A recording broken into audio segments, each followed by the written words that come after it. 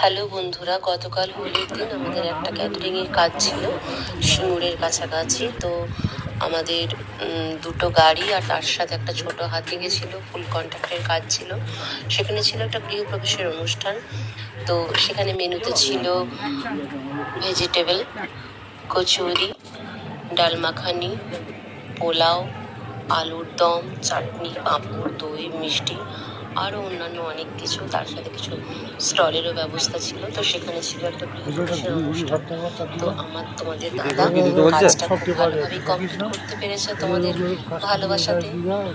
আর তোমরা আরও এরকম অনেক অনেক ভালোবাসা দিও, যাতে আমরা অনেক ভালো ভালো কাজ আর ভবিষ্যতে করে উঠতে পারি। আর আমি ধৃতি, আমার চ্যানেলটার নাম ধৃতিস ভাইবস। যদি তোমাদের ভালো লেগে থাকে তাহলে একটা লাইক, শেয়ার আর সাবস্ক্রাইব করে দিও। তুমি একা গেলে হবে, তোমার পিছনে পনির বাটার